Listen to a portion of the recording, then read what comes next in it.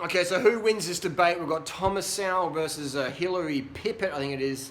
Check it out. Did he debunk, not even debunk, but he debates feminism in 5 minutes. Check this out. Leave your comments down below. Who won the debate? Let's have some discussion.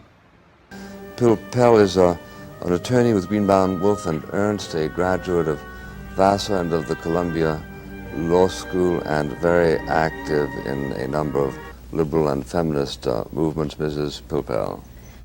I would like to, for a moment, ask you some questions about the economics of job getting in terms of the blacks versus the whites. The statistics I was able to pull together indicate that at the present time, white males make $17,427 on an average basis for the year. Black males make $12,738. White females make $10,244, and black females make $9,476. It is clear from these figures, as indeed I think it's clear to most of us from what we see, that there is a discrimination against blacks and against women in our present system.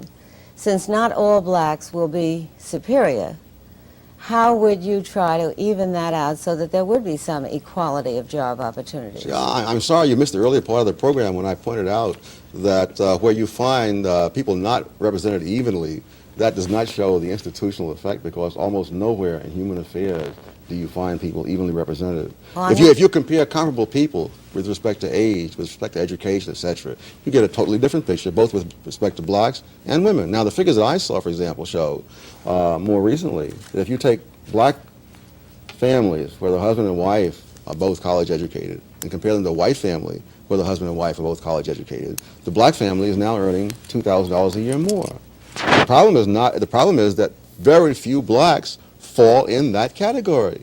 That when you compare category for category, then we're talking about getting people a decent education. I'm saying that you cannot say that numbers collected at the employer's place of business reflect simply the employer's policies.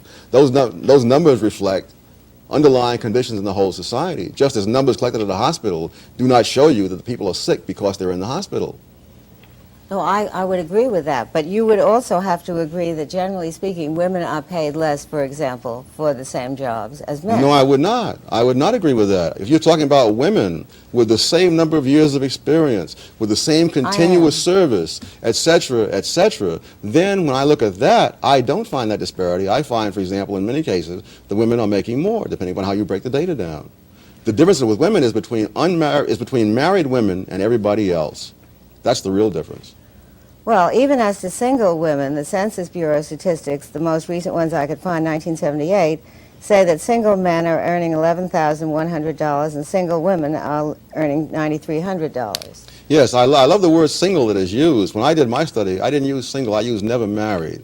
You see, a woman who is single at age 40, having spent 10 or 20 years raising children, is really not quite the same as a man of age 40 who's been working continuously for 20 years.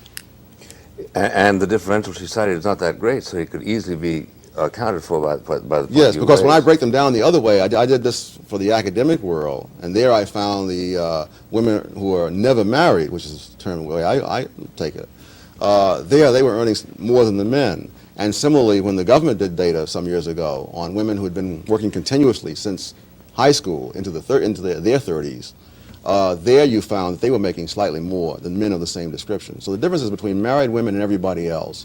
And married men get an extra bonus because their wives take care of many things that enable them to put more time into their careers. I'm sure you're aware of the fact that there are approximately 15% of all homes in which there is only one wage earner. So that when you talk about women being able to take care of things for their married mate wage earner, the fact is that in the overwhelming majority of American homes, the women also work. And therefore, I don't think your explanation that women have other responsibilities and that's why they are... Work can mean part-time work or full-time work. Women do not work full-time to the same extent that men. Part-time workers make less than full-time work.